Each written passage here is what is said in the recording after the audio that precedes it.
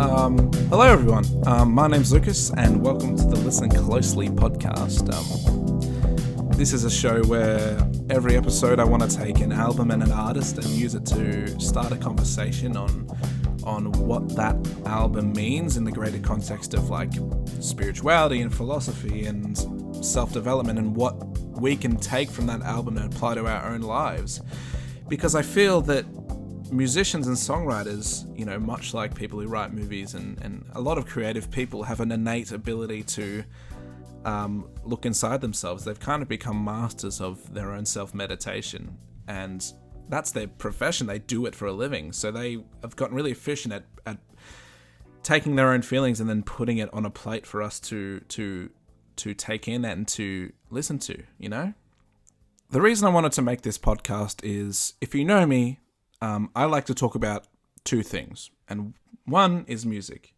You know, I love music. It's been a part of my life for, you know, like constantly. I've always, you know, it used to be a period in high school where I'd have one earphone in at all time playing music, and it got a bit too much at one point. I had to kind of bring it back, but yeah, I really enjoy my music, and I listen to a lot of different stuff, you know, from rap to classical to folk and opera and all of that stuff. And I'm not just here to flex on you, but yeah, it's something that I really enjoy doing, and it's always kind of been there for me. And the second thing that I always talk about is kind of like philosophy and spirituality, because that's actually kind of been a recent thing that I've started doing. Like in the last 2 years, I've been really into this whole thing about philosophy and about self-development and spirituality, because I think it's so applicable to not many things in this world are applicable to everyone, because everybody has a different story and has different tastes. But I think self-development and kind of spirituality,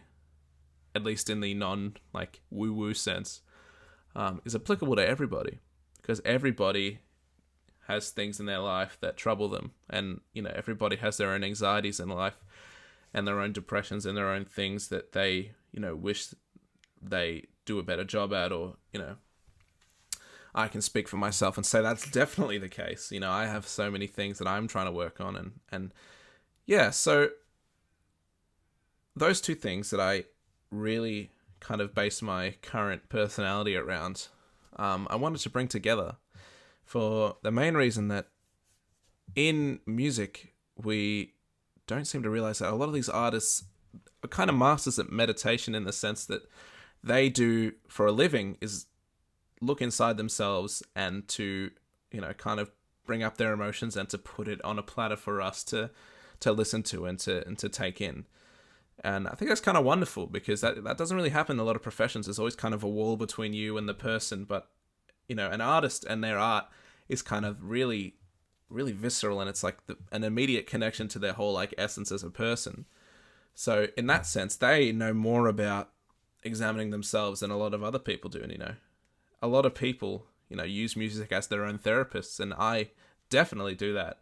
You know, there's a lot of times where I'm just like sitting on my bed at home and just staring in the ceiling and just listening to a song that'll, you know, is about whatever situation I'm currently in. Usually a sad song, you know, I'll be honest. After a party, I'll come home and I'll be like, oh man, I'm drunk, but I'm just going to really put on some sad Bob Dylan and just look at my ceiling. And normally that leads to a pretty sad night. But you know what? It's cathartic, and it gets all that out. And yeah, it's something that really I've found to be such a good tool to help me out in whatever troubles I'm having in life, you know.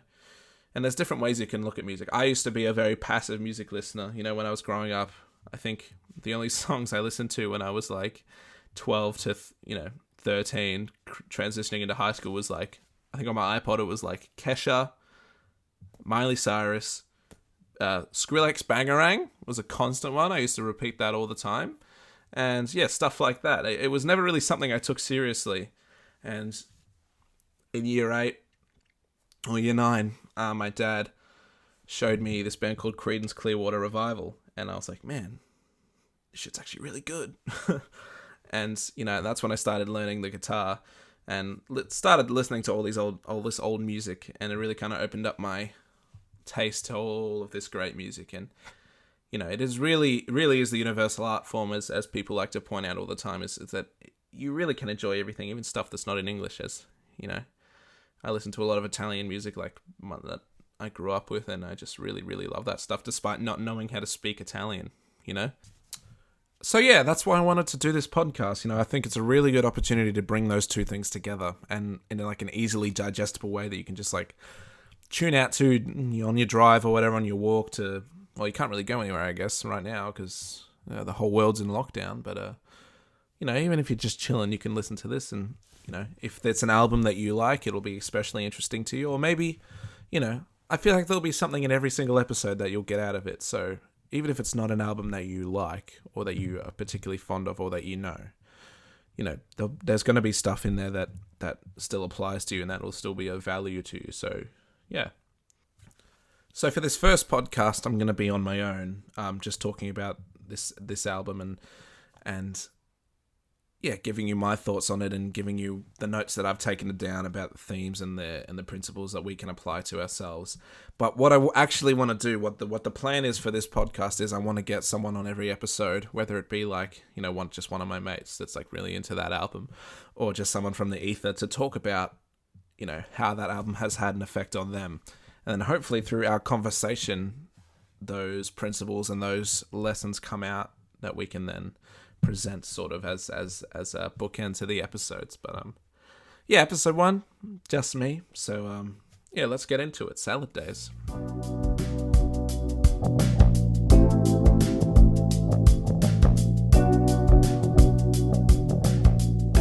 So album 1, episode 1. I've decided to do Salad Days by Mac DeMarco. Now, my reasoning behind picking Salad Days is I've got a couple reasons. Like, one, I didn't want to start with an album that was too complex and too, like, heavy. You know, I wasn't going to do, like, My Beautiful Dark Twisted Fantasy.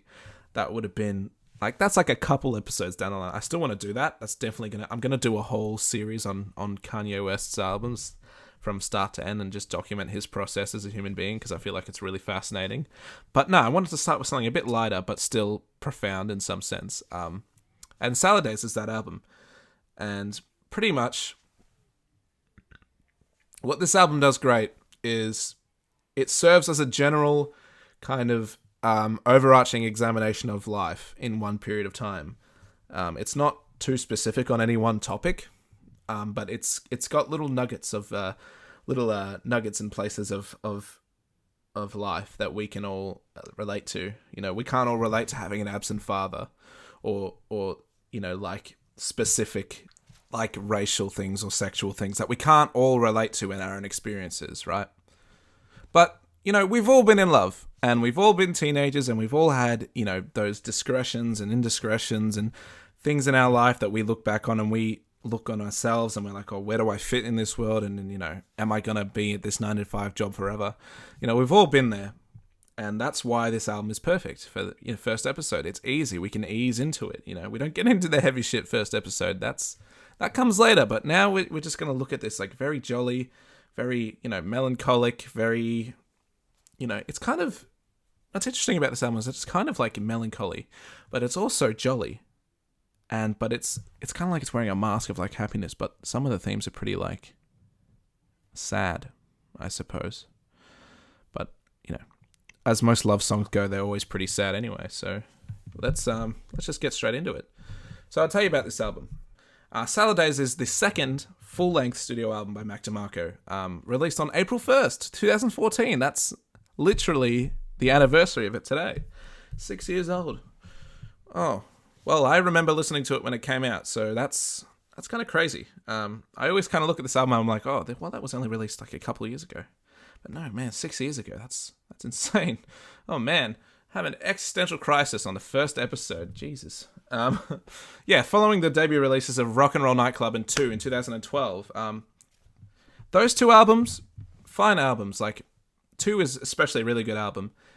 But the problem I have with those first two is the lyrical content and just the stuff that he talks about isn't as personal and as, like, reflective and meditative as the stuff on Salad Days. And by his own admission, he says that he didn't want to write songs about absolutely nothing anymore, and that he said himself that he needed to get this shit out.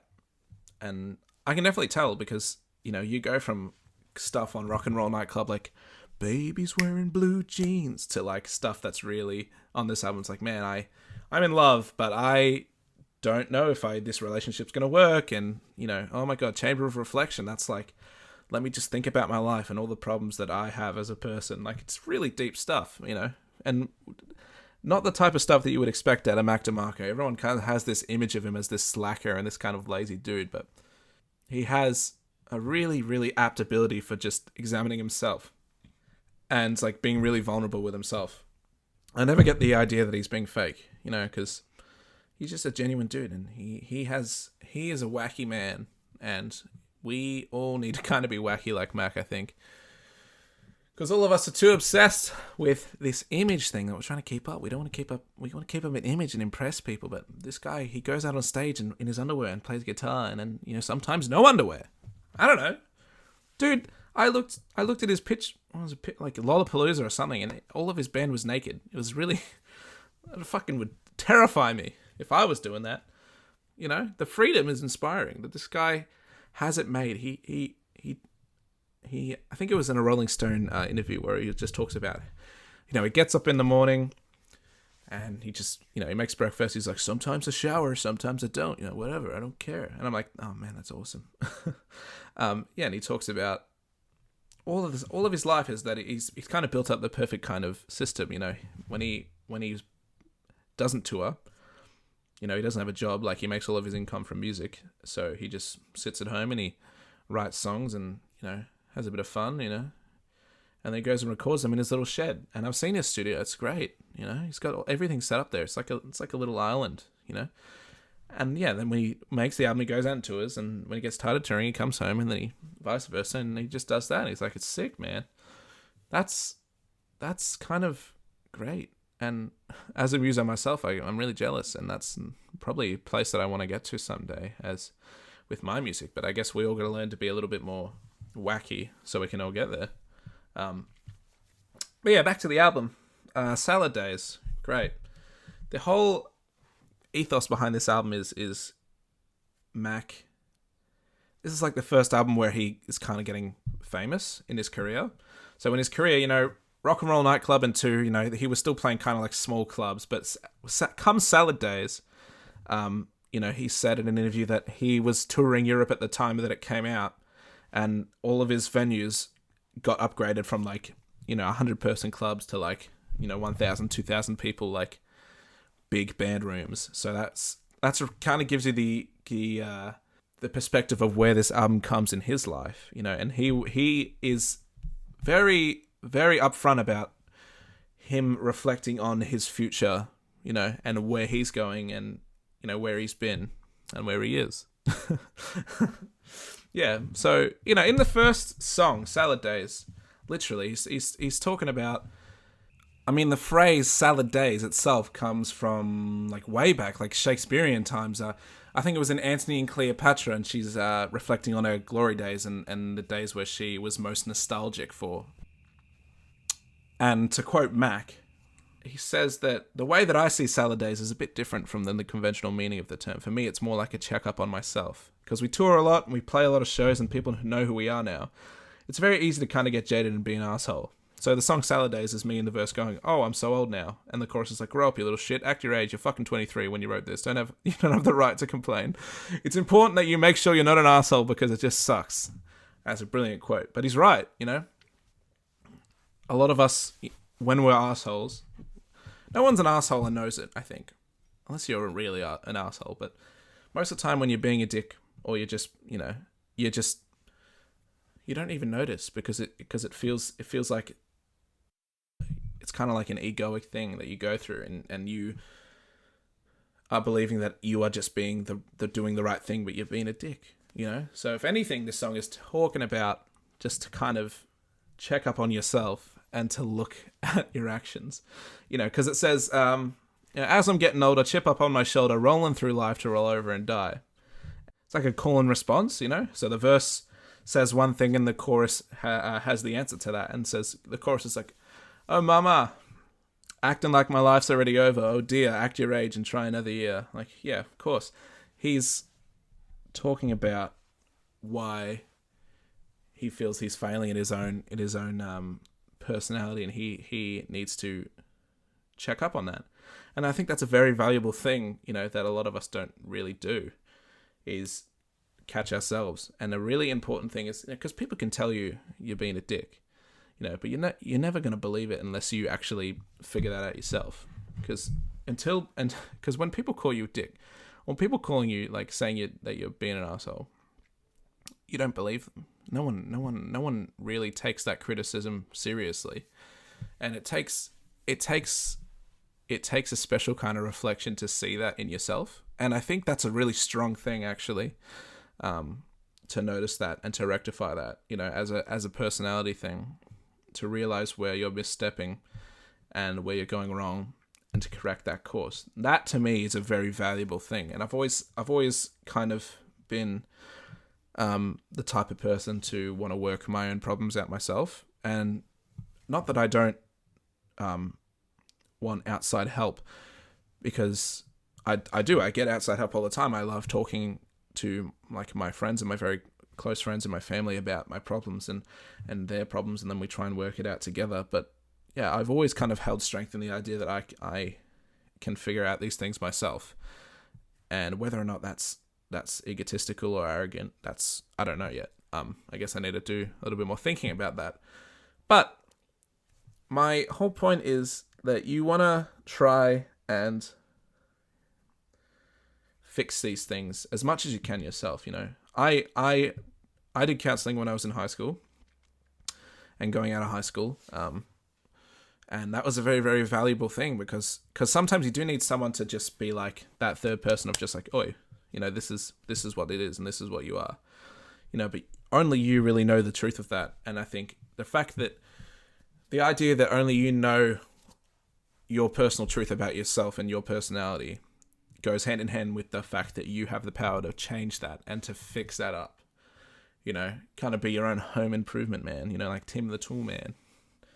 But yeah, so that's kind of the idea that he's talking about in Salad Days, is just this idea of him trying to sort out his act, and he kind of also plays off on the expectations that people have for him, because he's like, oh, I'm always feeling tired, smiling when required, just write another year off and kindly resign. So he even has this dejection for his life as it is, as I'm sure a lot of people do, and that we all do. There's some times where we just want to, turn the light off and go to bed, and sometimes you need that. But when the morning comes, you gotta get back into it and take a look at yourself and where you are, and just try and say, well, what do I want to be? Where do I want to go in life? Once you decide that, every decision that you make has to be in service of that, and you got to really catch yourself when you're going off course, because only you can really do that. Even people that give you advice, I can tell you all the different themes in this song and all the lessons that I take from the song till the cows come home, but it's not going to be of any use to you if you don't look at that yourself and be like, oh yeah, well maybe there are things that I don't feel happy with in my own personality, and that's then the power is in with me to fix that. And that's kind of a really wonderful thing, as much as it is kind of freaky, because there's so much talk about people can't change, and people can't be changed, and people don't have the ability to fix themselves. We need to put them in these these places and tell them that this is how you're going to change, and you're going to change by my words, right? Sorry, I get my words messed up. But no, I believe directly the opposite, and I only believe that because I've done it on myself. I don't see myself as the same person I was 3-4 years ago. I definitely have gone through a character change, and that's something that I revel in. Proving that idea wrong, and it is kind of also a bit of a challenge to anybody else who wants to go and work on themselves and go through self-development. It's like, well, prove these people wrong. Use it as a motivator and say, no, I'm not going to listen to what people seem to think about my own mind state. I don't don't need that. I need to look at myself, look at what I'm doing, make the decision myself to do that, and then follow through with that. Because what's going to happen in your life if you try and live your life pleasing everybody else, right? And instead of just following your own truth and your own destiny sort of thing. Nothing good can come of that, We need to take charge of our own emotions and our own responsibilities, and that's what he's saying, man. This song is very it's kind of comedic in the way that it's very offhanded about that, because often we build up, turn our own anxieties into a massive monster that we have to fight. But sometimes you go through periods where you just speak your problems out loud, and they don't even seem that bad or that big, because I like to say that there's infinite real estate in your own mind for these problems and this anxiety to occupy. But if you speak it aloud, just to yourself or in your car or in your room, then it occupies such a small space, in relative to how big the world is and how big the universe is, because there's literally infinite space within ourselves for these problems to occupy, on in a metaphysical way. But yeah, so that's why that's a really good thing to think about, when you have these things that you are going through, is just to talk that shit out, man. Just speak it, and then it's not as big as it is in your head. That's a really simple way of putting it. And that is exhibited in Mac's entire personality.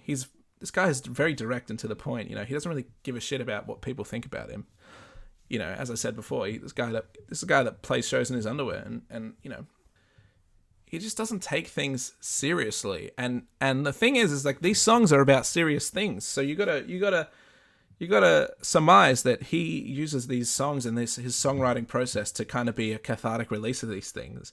So once you get it out, it is no longer bothering you, or it doesn't bother you as much, and you can kind of apply that in your own life. It's a lot of people like to keep journals and like to just write down their feelings, which, might sound dumb, but it's really important. I do it. I used to do it all the time. I need to get back to doing, actually, but such a valuable tool is just to be able to write down your feelings and write down what you're going through, and just stream of consciousness, just observations about your own life, because then it's quantifiable, because there's parts of you when you just internalize a thought or an emotion, there's a part of you that doesn't want to touch it, right? Just kind of shoo it away. So you don't actually get a perspective on how big that problem is, because you're looking at it, you don't want to really look at the whole thing. You're just kind of looking at, you just know it's over there, but you don't really want to look at it. So you don't actually see the full size of it. You just kind of know that it's there. So it could be as big as you want it to be. But writing it out, it seems a lot more manageable, and seeing it written down on an A4 piece of paper quantifies it and makes it so not as scary or not as unnerving as it is if it just stayed in your psyche. Does that make sense? But yeah, so that's generally the idea of this album and this song, is just to catch yourself, because we can go off course so often, and then you just want to catch yourself and bring yourself back on. And there's a big spiritual concept in a lot of religions and a lot of spiritual practices, is that you're not your thoughts. You observe your thoughts. And I personally agree, mostly because if you take the idea that we're always kind of living in the present or whatever, you can choose to, think about all the things that are coming into your head, or you can just choose to live or anything. But so you have multiple choices for how you want to live your life. But a lot of people seem locked into this idea, and it makes a lot of people very depressed and very anxious that they are what they are thinking, because that might make them feel guilty, if they have bad thoughts, or it might just make them feel arrogant if they have arrogant thoughts. But we're humans. We literally have a technicolor spectrum of all human emotions within us. You're not defined by whatever thoughts you have. They're just they're kind of like clouds passing by. want to look at them and you want to observe them because they are valid. You know, those emotions are valid to yourself, but they're not you. They're not 100% you. You know, they are just things that just come into your fucking brain. You know, you can't really decide what thought you want to think before you think it, and that's kind of a bit of a mind fuck. So that's why we got to take these opportunities to just kind of bring ourselves back down to the ground and be like, well, hang on. Well, I'm not that thought. I'm not all the thoughts that I think. I'm kind of just like looking in on those thoughts, and I'm observing life through like a kind of a third person thing, you know. You don't have to take it all the way and be like Seinfeld where you just call yourself by your third person name, but it's just more just like a thought process that'll help you deal with, you know, those things that happen to you. And it actually makes for better coping mechanisms for things that do go wrong in your life, you know. Not to discount those thoughts, because I honestly think that the emotions we feel are very important and you should feel them. But there's a difference between feeling the emotion and then being personified by that emotion. You know, because anything that kind of comes into your brain, into your consciousness is kind of important to sit with and just understand why it's there, you know, and why am I feeling this? And what can I learn from feeling this emotion? And then you just kind of send it on its way, and then it's gone. And if it comes back, it comes back, and then you do that again, and then you send it on its way. And then a lot of people seem to think that's a very, very annoying way to live life, is to always be thinking about the thoughts that you're thinking. But it's not really like that, you know, because there are going to be times where you're just subconsciously living, and that's not a problem, you know, because when you drive, you know, how I drive anyway is that I'm always consciously thinking about what I'm driving in the moment and where I'm going, but I'm not thinking about how I got there. You know, it's a very immediate thought process when I'm driving. And it almost kind of becomes subconscious because you're making these split-second observations when you're driving, but they don't linger in your head, you know, because next time you drive somewhere, literally just think about, oh, how did I get here? You know, that's always what happens to me. I'm driving and 20 minutes into a drive, I'm like, how the fuck did I get here? You know, I don't remember the last 20 minutes of my driving, but I'm here, and I'm safe, and I'm alive. So, yeah, that same principle can apply to these emotions. You know, you don't need to be consciously just like, oh, man, I feel sad, or I feel happy, or I feel angry. But it's just a little process that you can just implement into your mind, you know, and then it just takes practice, you know. You just, every time you feel like shit, or you feel like trash, man, you just got to sit with it, you know, and every time you sit with it, it's going to become easier for you, because I don't think a lot of us aren't really used to sitting with our own emotions and sitting with our thoughts, you know, because we kind of just think them, and then we just put them away, and then they build up, and then we deal with them when they're a lot bigger than we can handle at that moment. But I think it's really valuable to just take it as it comes and just deal with it right there. You know, if you can deal with it right there, there's obviously stuff that happens in your life that takes a lot longer to process, but a lot of the small and insignificant stuff in your life that seems to bother you, and from someone like me, who I generally get a lot of anxieties about a lot of things, I have problems with overthinking things and catastrophizing everything, is just to catch yourself, like he says in the song, you know, acting like your life's already over. I mean, that's pretty plain to see how that can relate to our own lives, you know. For people like me, I'm a hypochondriac. I think everything's going to kill me. You know? I get the slightest cough, and I'm like, all right, we got to book the funeral. And I'm like, no, well, let's think about that for a second. Maybe it's not as crazy as you think it is. Or sometimes you're like, you know, maybe you're being a little bit stupid, and maybe you're blowing things out of proportion, you know. Just kind of catch yourself, you know. That's kind of like really simple advice, but simple advice is hard to follow. You know, that's kind of what I've learned over time, is that, you know, it's hard for a lot of people to make their bed every day. You know, that seems like a simple thing, but I'm sitting here, admittedly, my bed is not as clean as I'd like it to be, but a lot of things that people seem to think are easy the reason that they can't put them into practice is because they blow it off as easy, and they generally only do a half-assed job at it. And that's part of the problem, is that you want to see this advice and not just kick it away as being simplistic or stupid, because it is, that's why this album is so great. It's because it's just simple and to the point, but the advice is so powerful and it's really meaningful, and you can get 1,000,000 miles out of such, or kilometers, out of such a simple phrase like, act your age and try another year. I'm like, okay, well that's good. I mean, that can mean a lot of things, but what does it mean to me right now is that I need to stop, things that are not in service of me and me living my best life, and just to re-examine that, and then to go on and do something better, just bring it on back, man. Just every time you're out of course, just bring it back. Just whoop. Yeah. So Blue Boy.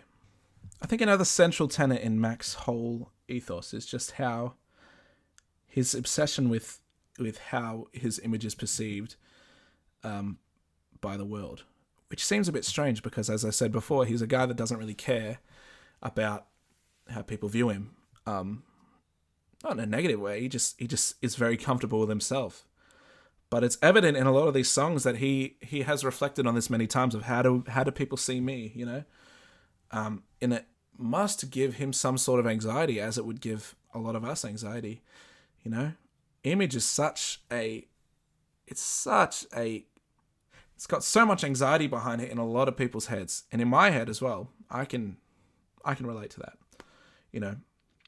I had a crisis of my own identity growing up. I was just not sure who I was, where I was going to go in life, and every time I would go to a social gathering or a party, I get so worked up about, how do people see me, or do I look stupid? That I would end up alienating people just because of how awkward and unapproachable I was, just because I was trying to be something I wasn't. I was trying to be Mr. Cool Guy, or like Mr. Reserved Fellow in the corner, but that's not really me. I'm kind of a bit silly, I'm a bit of a knob. But yeah, this is something he talks about in Blue Boy. He says, Blue Boy, worried about the world's eyes, worried every time the sun shines. Worried about his haircut. Just calm down, sweetheart, grow up. The overthought of just our entire presence that we show to the outside world is so taxing, and it's just so tiresome, and it really just gets on your mind, because you don't want to be thinking about all the time, while you're out, or with people. You don't want to try and impress people, because that doesn't impress people. I think people are impressed by genuine character and genuine emotion. No one really likes to be an actor when they're not acting. If you're an actor, I guess you can be an actor, but not in the everyday world. You don't take your work home with you, and sometimes you really just need a space to be yourself. And that's what's so wonderful about things like your family relationships, your close, immediate family relationships. I can speak for myself and say I'm not putting on a face generally, like day to day, when I'm with my family, especially now since we're all in lockdown. I have to really spend time with my family, and we're all in close quarters. So yeah, I don't put on a face around them. And then it extends down to my best friends and my close friend. I'm not putting on a face around my best friend. My best friends. It's just me. And then you can keep going down the levels, and then it gets to a point where you are putting on a face, and you are trying to impress people. Normally, people you don't know.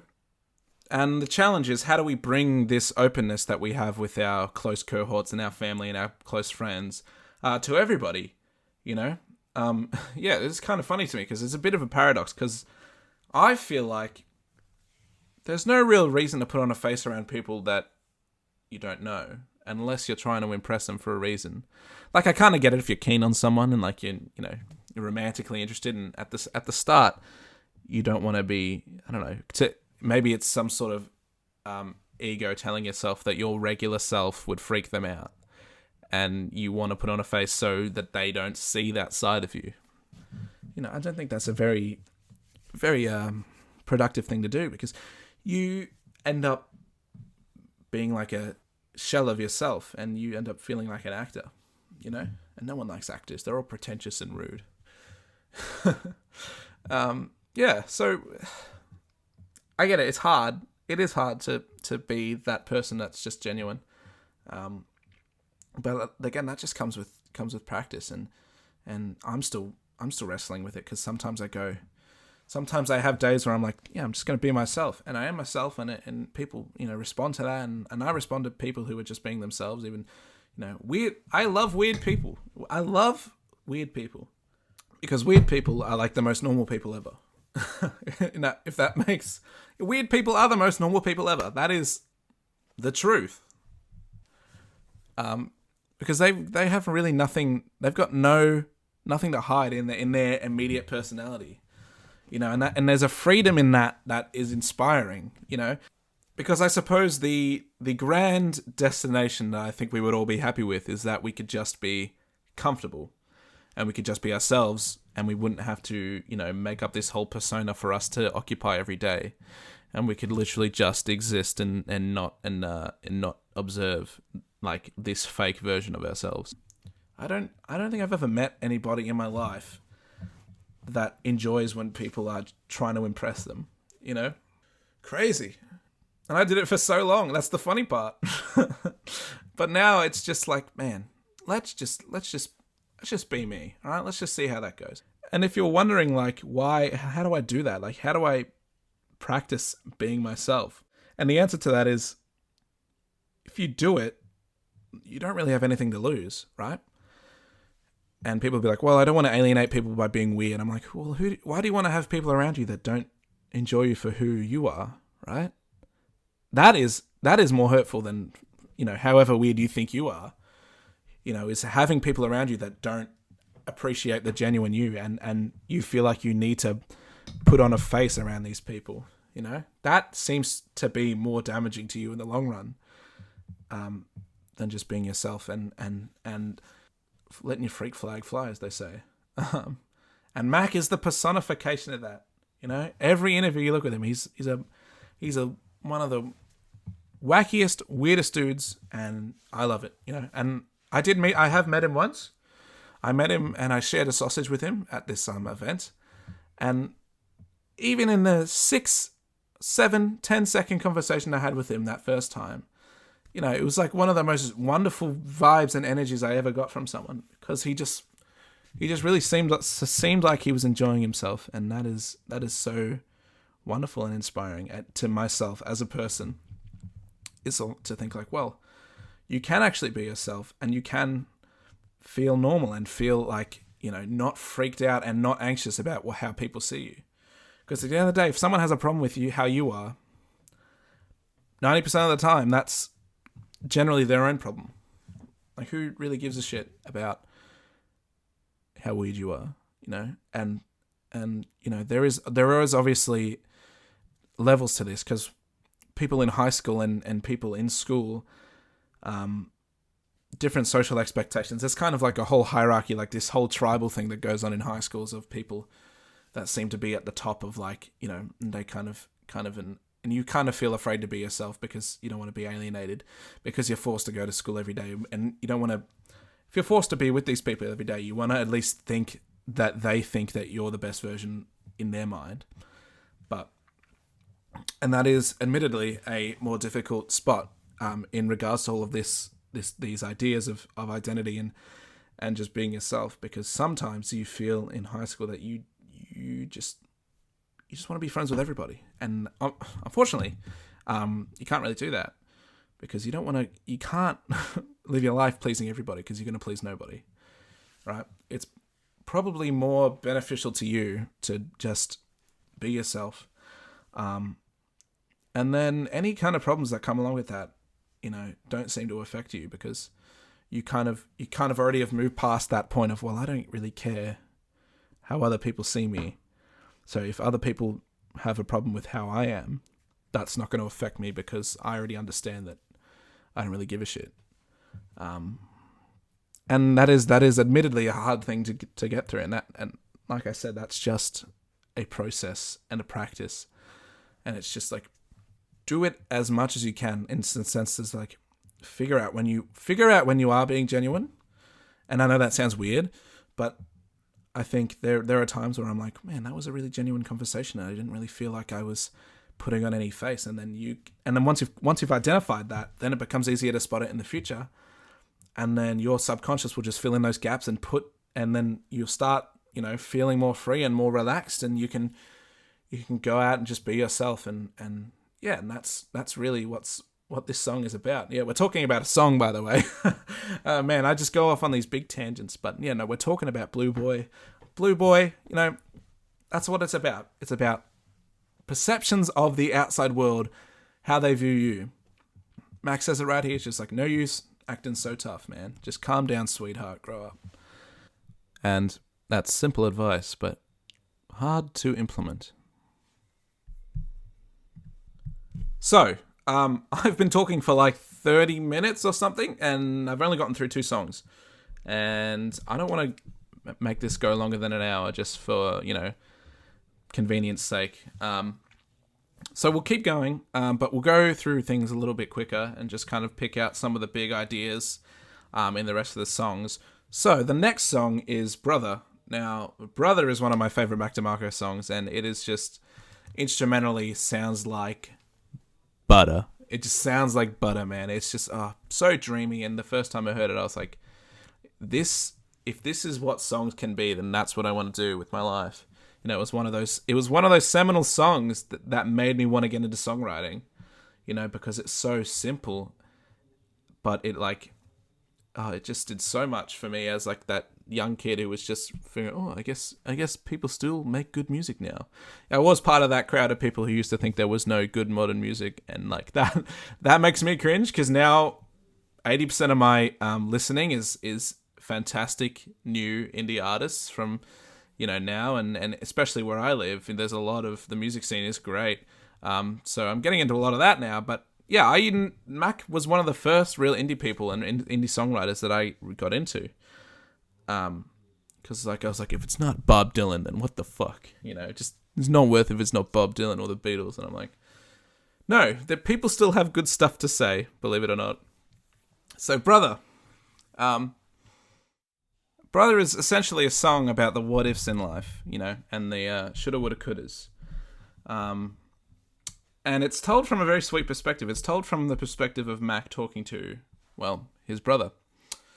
And one of the best lines that he's ever written, I think, is, "You're no better off living your life and dreaming at night." It's kind of plainly obvious that it's a line about going through the monotony of everyday life, and then the kind of 9-to-5 lifestyle which Mac has always been, not against, but he's always kind of spoke about how he came from this middle class sort of upbringing, working class upbringing, and he used to stack bags at used to be a bag boy, like a Woolworths type place, and he has always spoken of like, now that I'm doing the music thing, it's like, he has taken the opportunity to speak to others about how their dreams can just be waiting for them around the corner if they were to detach themselves of the monotony of their everyday routine. It's a great line, and it's true. So often we don't even realize that we are sleepwalking and going in routines. You could be, thinking that you're consciously choosing to go do these things every day, but you'll end up finding a pattern in your behaviors if you look close enough. If you feel like you're not getting anywhere, it's normally a result of a routine that you haven't detached yourself from. And routine is good, I think. I think a conscious routine is great. An unconscious routine could be detrimental to you, because it could be making the quality of your work and your mission to achieve your dream and where you want to be in life, and that road, it could be making that road a lot harder to walk, because you are not even aware that you're losing a lot of energy to this routine, right? And this is a theme that you can find everywhere in Mac's work. I mean, let's take one of the biggest songs he's ever made, Chamber of Reflection. In the title, Chamber of Reflection refers to like a Freemasonry term. It's a room that they would put you before you actually crossed over into being a Freemason, where you would sit and you would reflect on your life and what has made you the man you've become or the woman you've become. And that is so important. Is that we need to go out and reflect on ourselves before we can be better people. And like, as Max says, like, be a better man. And it's something that a lot of people look over, is just how valuable just self-introspection and reflection is, you know. That's why he says, you're better off dreaming and living in fantasy than committing to this pointless existence. Which I think is pretty wonderful. Yeah, a bit hard hitting, a bit brash, but it's true. I mean, what would be the point of going through this monotony of life if it's not going anywhere? You might as well just be living in a fantasy life.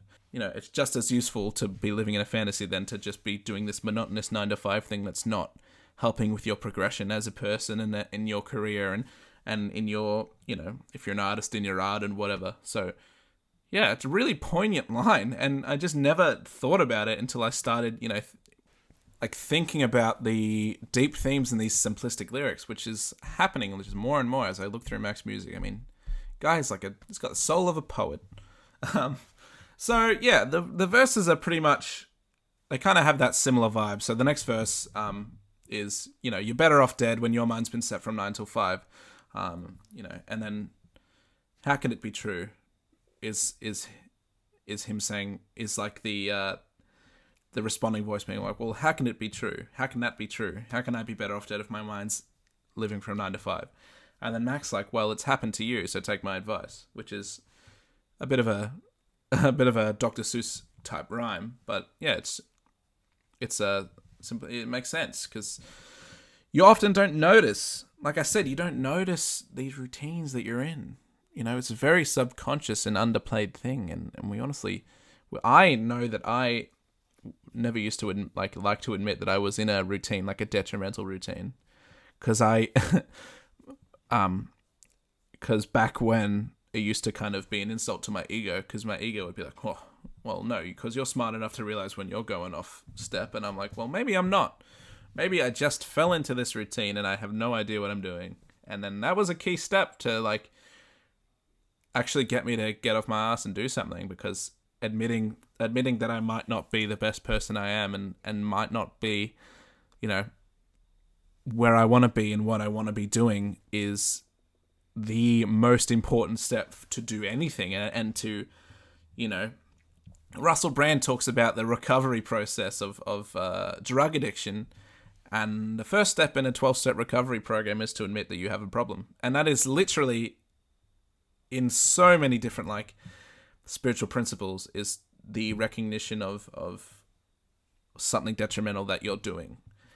And yeah, I'm of the belief that, you know, it is a very wonderful thing, and it's a very, very, very beautiful thing when someone recognizes that they are doing wrong and then chooses to fix it, you know, of their own will, because it's an incredibly strong thing to do, and it is evident of a strong will and someone who's wishing to change and wishing to do better.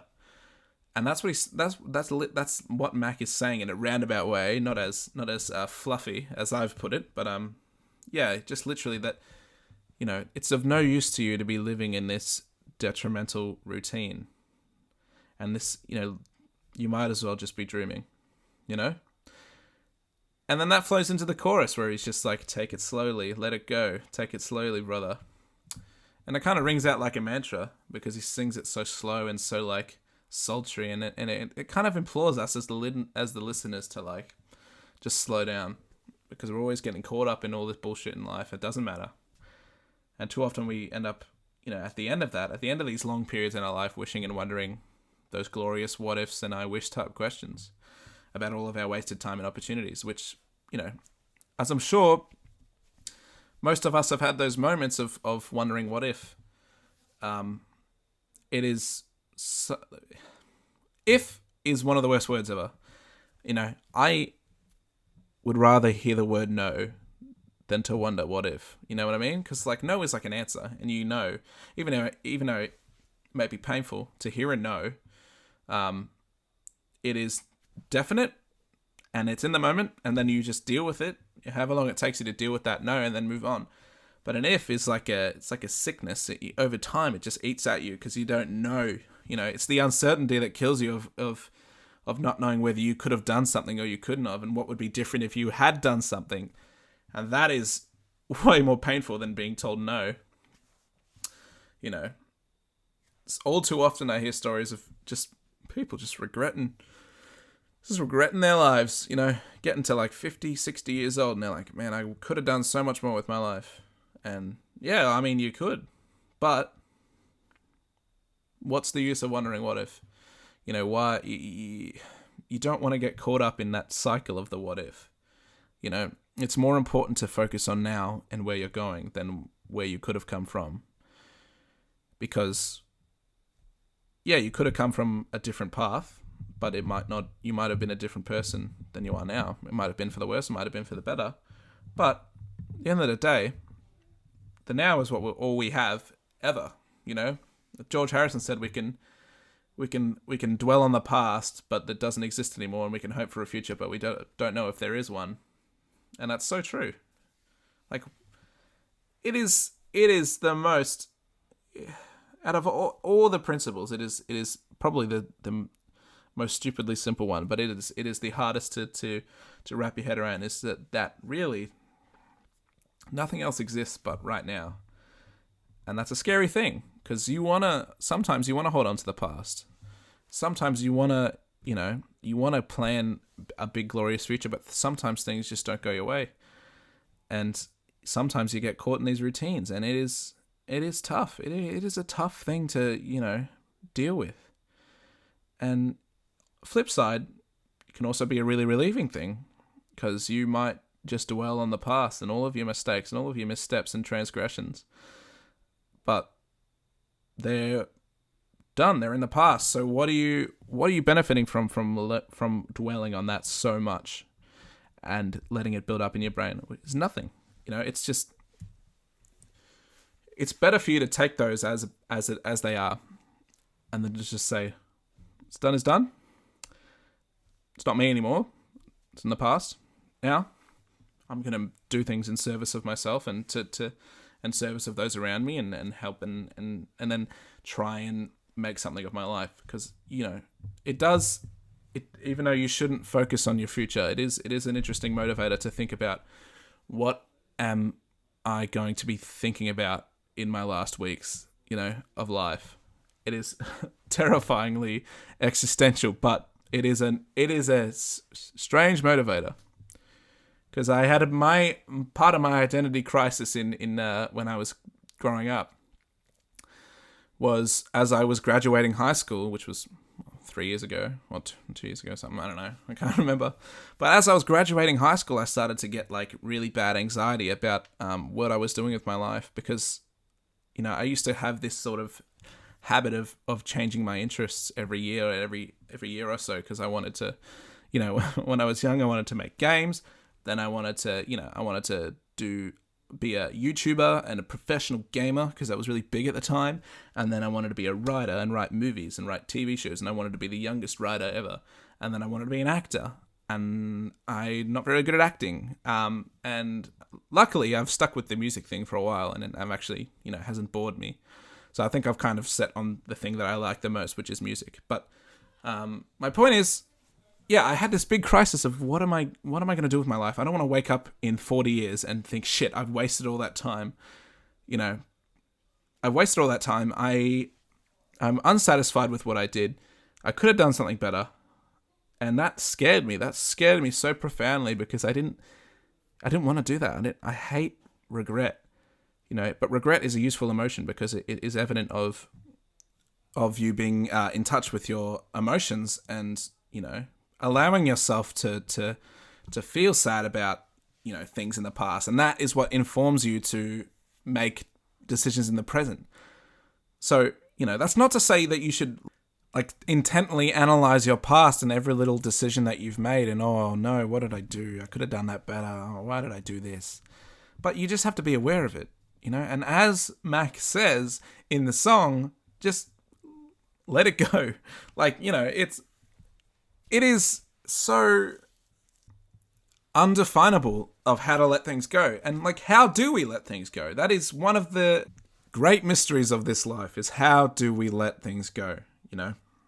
Because a lot of the time we kind of lie to ourselves and we say that we're over something, or that it's gone from our head, but we still kind of hold a secret grudge.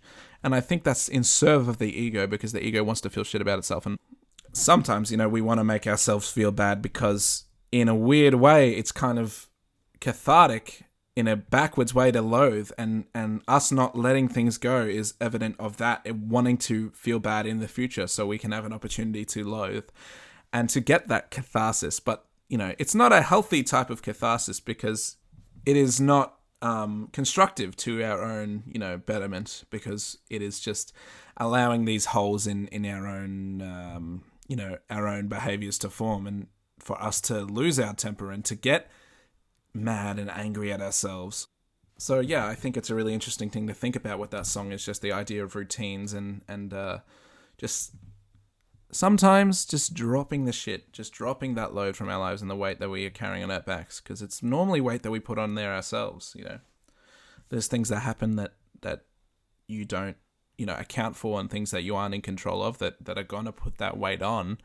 And the best thing that we can do is to at least have a bit of knowledge of how to drop our own weight. So when stuff that comes that's not of our own design, we have a better tool set accessible for us to deal with that stuff, because we're not constantly being caught up with our own weight that we're carrying, So the final theme I wanted to talk about with this album was one that Mac is a very big fan of, and that is love, baby. Yeah, he loves singing about love, and I don't blame him, because you know what? I love love. Love is great. It makes you feel good. It makes you feel bad.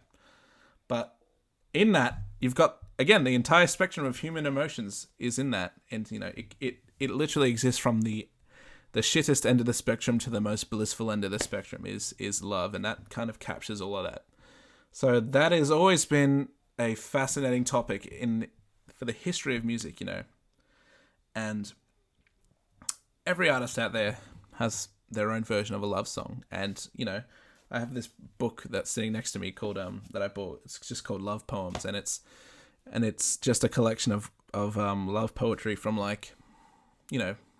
the way from the year 800 or something, all the way up to now. And it's just really interesting how perspectives on love have always been kind of similar across all this. It's one of the only things and perspectives that we have that has always been stagnant, is that, when you love a girl or a boy, it makes you feel jittery, and it makes you feel it make you feel sad, and it can make you feel amazing, and it can bring out the brightest days and the dark days in your life. And that's always been such a fascinating thing, for me to think about, So one of Mac's, earlier interpretations of love is on the song Let Her Go. And upon first listen, Let Her Go kind of seems like a pretty simple love song about, letting someone go, evidently. But looking into the lyrics, it's kind of interesting, because it's more of a meditation on not trying to force something to work that might not, just fate has said that it's not going to work. And we've all come to points in our lives where we've been holding on to something that is already gone in some sense. Things that can't be salvaged, that we are just holding on to out of desperation sometimes, or it could just be, it could just be unconscious. It could be subconscious that we're just holding on to these things and this stuff, and you don't want to let someone go, and especially in something as intimate and close as a relationship, it would seem to almost kill you by letting someone go. But honesty is crucial for a healthy relationship, but it can also destroy one. That is the problem that this song is addressing. Verse 1, tell her that you love her if you really love her, but if your heart just ain't sure, let her know, right? Simple lyrics, but it's they say novels, man. It's just like, you can't force a relationship to work, and Mac's aware of that. And sometimes the best thing to do is to just, cut it off and let it go. And as the great philosophical television show How I Met Your Mother once said, is that sometimes things need to break down to make way for better things.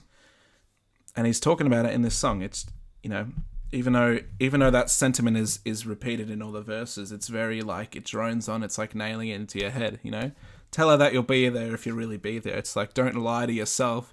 More importantly, don't lie to your partner or it doesn't even need to be a partner. It can just be a friend or whatever, because relationships they exist on a spectrum. It's kind of a grey thing, whether you have a traditional view on relationships or not. Like, just the idea of a connection between two people can be so many different things, and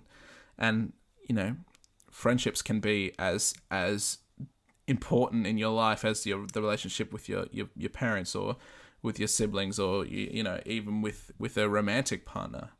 So what Mac is imploring in this song is to just make honesty the forefront of your relationships, just because it is not going to be hurtful to you and the person in the long run. And that is honestly as simple as I can make this song, because I know I rambled on about the other songs for so long, but I just wanted to point this out because obviously most people can probably vibe with that idea of obviously be honest with your friends and your partner and your family, but I just wanted to point it out because it is so nice to hear that in a song, especially from Mac, because Mac always has this innate talent to say so much with not a lot.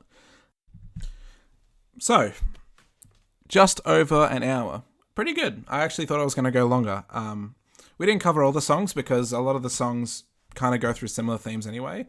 But, to give my final thoughts on this album and what we can learn from it is, this album is a very good album to really listen to and analyze when you're trying to figure out your place in the world. And not only figuring out your place in the world, but to analyze how you've been doing things up until now. Because you might be unaware of certain thought patterns or certain behavioral patterns that might be detrimental to you or to, just your greater goal in life. And, one of the central things that is so great about this album is just telling us how, you can actually change for the better and go after what you want in life. And all that it needs is just a little bit of self-reflection. And that is just such a powerful message that I think isn't relayed enough. Nevertheless, thank you for listening to this first episode. It's been interesting doing this for the first time because I've never had to listen to myself speak for this long. So it's kind of driving me a bit crazy, but hopefully I get used to it. And, the future episodes will be probably sounding better because I'm going to actually sort out a space for this to work properly, because right now I'm sitting on my bed and my butt's kind of hurting. So, and I'll have some people on and we'll be talking all types of shit and bouncing ideas off each other. So it should be pretty interesting. I hope this episode has been interesting. And I hope you learned something. And I'll see you next time.